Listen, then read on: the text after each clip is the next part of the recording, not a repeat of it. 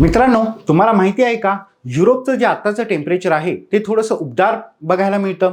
याच्या पाठीमागचं कारण तुम्हाला माहिती आहे का?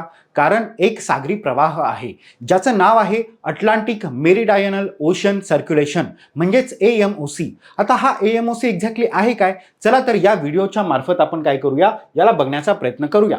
हा एक सागरी आपल्याला प्रवाह बघायला मिळतो जो की इक्वेटर पासून पोलकडे आपल्याला प्रवाह करत असतो, जो उष्ण असतो. आता हा उष्ण असतो, सॅलिनिटी ज्याची जास्त असते. मग जसं हा वर जाईल तसं याची सॅलिनिटी आणि उष्णता कमी होत जाते. तसंच मग उष्णता कमी झाली की हा डेन्स बनतो आणि डेन्स बनल्यानंतर हा खाली सिंक करतो आणि पुन्हा काय करत असतो, हा पूर्ण आपल्या इक्वेटरकडे प्रवास करत असतो.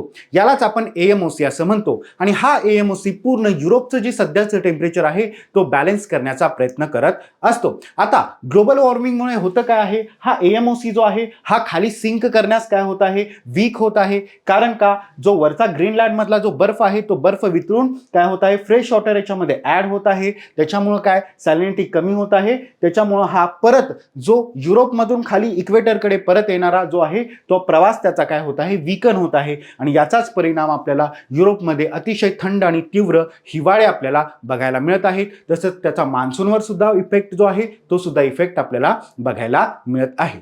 धन्यवाद.